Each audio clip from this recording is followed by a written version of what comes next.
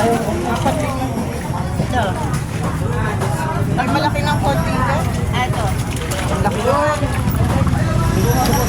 Ay, matabang dalag yun.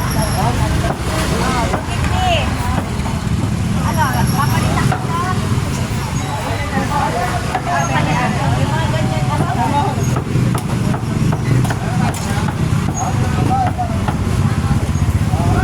Laki oh.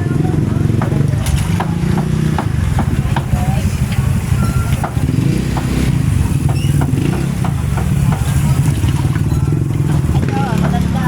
Idea.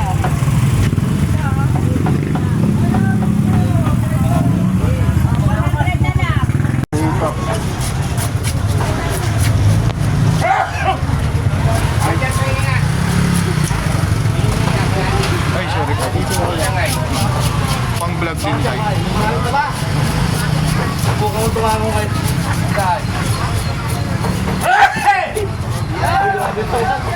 Lamay! Ha? Ayaw mo May tuwa? pandemic niya. Wala ka ay. Wala ka ha? Pinagantaan kita ngayon eh. Pero hindi ka matapos. Kumakal para maganda ka na. Iya habang talaga. Hindi maganda to, hindi nakakaano no? Oo eh. Hindi makakakita mo eh. Kaya tayo baka talaga maganda. Hello. Hindi ka ba? Hindi natin balak ng ulan eh. Ulan eh. Pang pesa na ya. Pesang dalag. Ulan no? Masarap yun.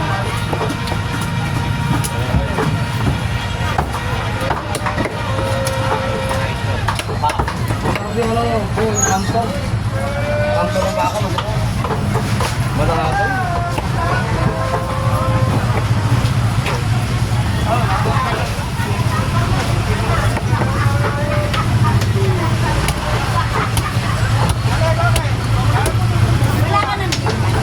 Malamang. Malamang. Linggo ngayon.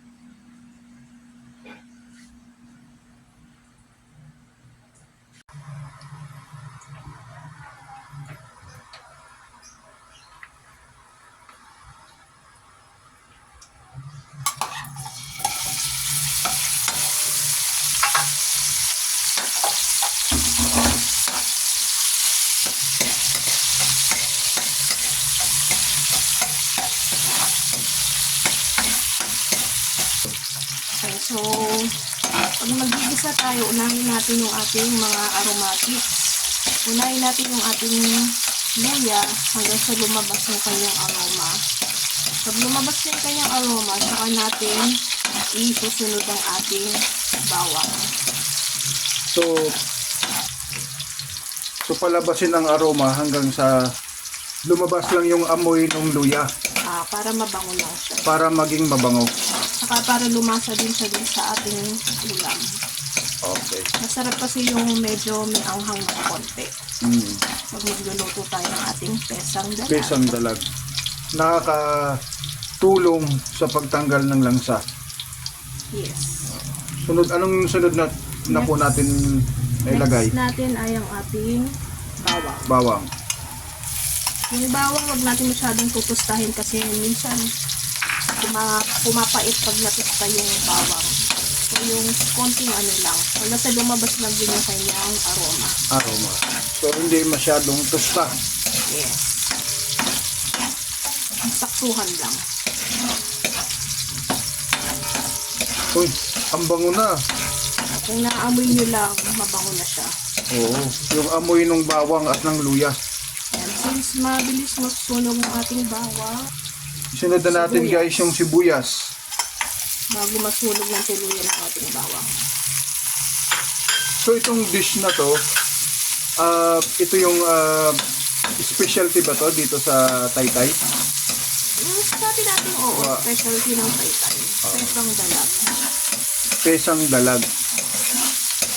Ang kasintabi din sa mga hindi kumakain ng dalag. Pero dito kasi sa Taytay, masarap ang dalag. One of their favorite Oo. ulam. Saka ano yan, fresh yan pag bumili ka. Gumagalaw-galaw pa yan. Yes. Nung nabili ko to guys, gumagalaw pa at pinukpok na ng kutsilyong malaki, buhay pa rin. Hihiwain na nga lang, gumagalaw pa. So mas maganda talaga pagka buhay yung dalag kapag iluluto ng pesang dalag. Sunod na dalag. So isusunod na natin ilagay yung ating fresh. Gumagalaw pa yan kanina guys na pesang dalag. Ito Ayan. yung ating Yan yung isda. Nalinis na yan at naasinan na. So ilagay na natin. so nalinis at naasinan na itong ating pesang dalag. Ating dalag. Dalag. Ano sa English ang dalag? Catfish? Hindi ako sigurado. Catfish. May mudfish, may snakefish. Sige, search na lang natin guys sa Google kung anong tawag dun sa dalag. Lutuin lang natin ng konti hanggang sa mag-brown ng konti ang ating isda. Why it is very important to sauté first the dalag? Para yung lasa ng mga aromatics natin, kumapit din sa ating isda. Very good answer. Para kumapit dun sa dalag, pangtanggal din ng nakakatulong sa pangtanggal ng langsa dun sa dalag. Yes.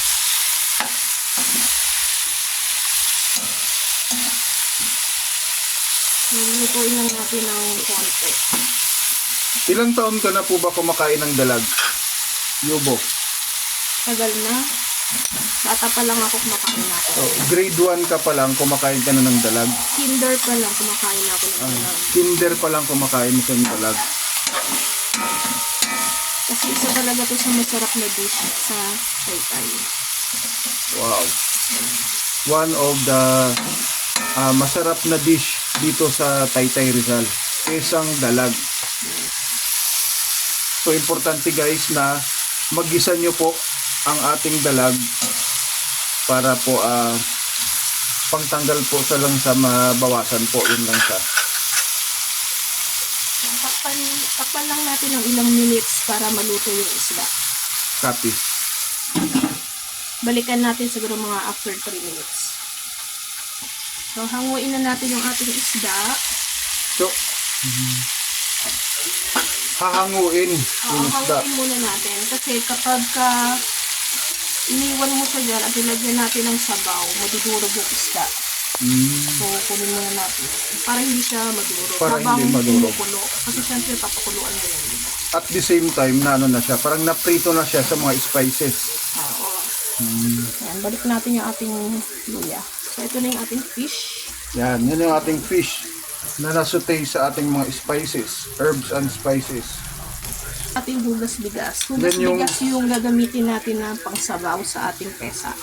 Hugas bigas, yan yung Pangalawang hugas. pangalawang hugas dun sa pagluto ng bigas. Oo. Ayan, hugas bigas. Pwede ang tawag. namang dagdagan ng tubig kung kulang yung tubig. So, ayan, antayin lang natin siyang kumulo. Ilalagay na natin ating Paminta pamintang buo. para masama siya sa dun sa papakuluan nating mga yung tubig. Magdadagdag din ng lasa dun sa ano. Tapos, haluin natin kasi kung napansin nyo kanina, yung ating aromatics dumikat na sa ilalim ng ating kawali. So, yun yung parang magdadagdag din sa pampalasa. Natin. Check na natin kung kumulo na. So, hindi pa siya kumukulo. So, habang inaantay natin siyang kumulo, ilagay na natin yung onion leeks natin. Onion leeks. So, ito yung matigas na part ng onion leeks. So, yung ano niya, dahon niya na malambot, mamaya na yun. So, pampadagdag din to ng lasa sa sabaw.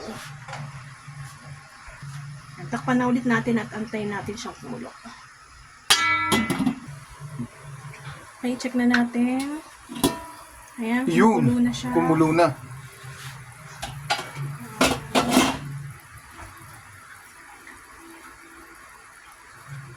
Next na ilalagay natin yung ating upo.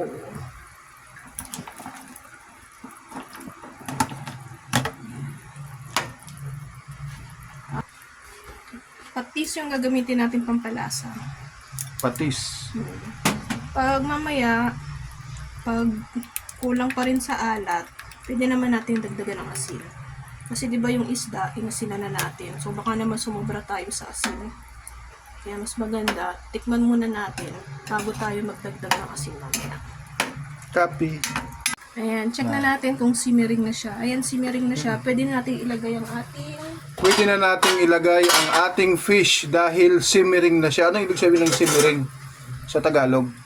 Parang kumukulo lang ng konti. Ng bahagya, konti. Ayan, hindi pa siya Ayan. sobrang kulong-kulo. So, lagay na natin ang ating fish. So, ilagay na natin yung ating fish. Ito yung dalag na isda. Yan guys, yung dalag na isda. Ilalagay na po natin. Yan. Dahil nag-simmering na siya. Yung kumukulong paunting kulo, no? Yun yung simmering na sinasabi. Yun.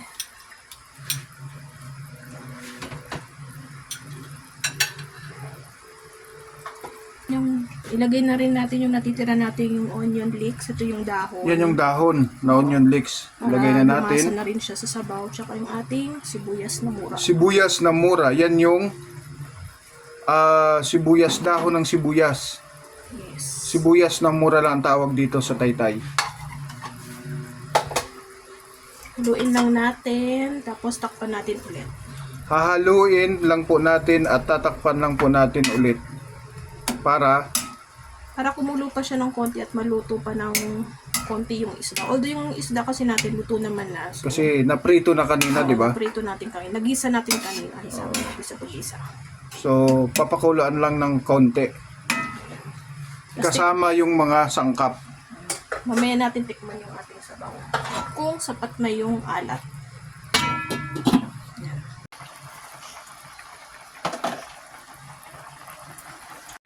So, tikman na natin ang ating luto. So ayan, at kumukulo na, titikman muna natin kung kulang sa alat or tama lang itong ating niluluto. So panahon na para tikman muna natin.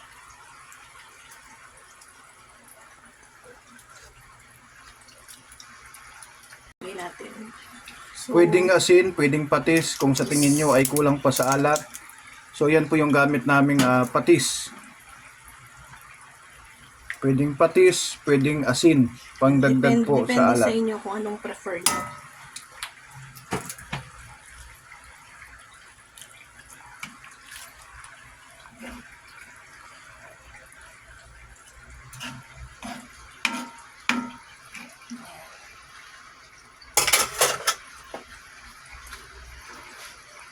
Ang niluluto namin guys ay isa po ito sa mga specialty na ulam dito po sa Taytay Rizal. Pag pumunta po kayo sa isang restaurant po dito na kilala sa Taytay Rizal at may makikita nyo po tong dish na to o yung ulam na ito. Yung pesang dalag. So, natimplahan na ulit natin ng patis. Natikman na natin. Okay na yung kanyang lasa. Ilagay na natin ang ating pechay. Pechay. Pwede kayong magdagdag ng iba pang gulay. Masarap yung maraming gulay. So, pwede nyo siyang lagyan ng Repolyo. Oo. Pwede nyo lagyan ng okra. Pwedeng lagyan ng repolyo, pwede ng okra guys. Depende po kung ano po yung gusto ninyong mga gulay. Like repolyo or okra. Pwede nyo pong lagay. Sa amin, ang nilagay lang po namin dito ay pechay at upo. Yan po yung preferred po namin dahil yun po ang gusto namin sa pesang dalag. Pero mas maraming gulay, mas masarap. Mas masarap, maraming gulay, mas masarap. Depende po yan guys sa inyong panlasa at sa inyong gustong kainin ng mga gulay. Nasa sa inyo po yan guys, ang desisyon. Sa amin, ito po ang masarap po sa amin ay ang gulay na ilagay ay ang pechay at upo. Yan, tapos ilagay na rin natin yung ating siling haba. Yan, ilagay na natin yung ating siling haba guys. Yan, tapos pakuluan lang natin siya ng ilang minutes. Ready na ang ating pesang dalag. Ayan guys, ready na ang ating pesang dalag. Tikman lang natin ulit. At wow, ang sarap. Tara, ready na sa ating pananghalian. Ito ang pesang dalag. Anong lasa? Masarap. Wow, Nagtatalo yung anghang at alat. sarap. Excited na ako sa ating pesang dalag. Tara guys, kain tayo. At luto na po ang ating pesang dalag. Our version of pesang dalag na famous po dito sa Taytay Rizal. Tara, let's eat. It's tanghalian time. Wow, we're so excited na po sa aming pananghalian. It's pesang dalag time. Ayan guys, ulo yung sa akin ha. Ulo ng dalag. Ayan. At lagyan din ng mga gulay. Sabaw. Masarap. Mukhang masarap ito guys. At mainit-init pa. Yan, masarap kainin pag mainit. At ang sabaw niya ay umuusok-usok pa. Yan. Sa gitna ng laban, nakita nila ang ginawa ng prinsipe ng boss sa'yo. Binuod ka ng kalaban. Subalit niya, nakapagka ng pagkasala. Sinasabi niyo. Sinasabi niyo bang dapat namatay talaga mo ni Seso kung patunayan ang katapatan niya?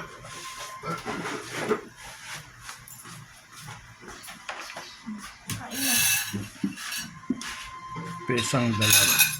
Kailangan niya makita ang mga gagawin at makapagpahinga na maayos.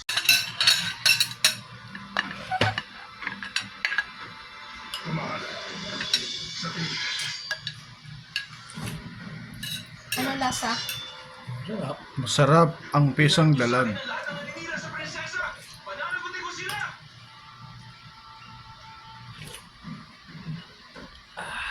Najee,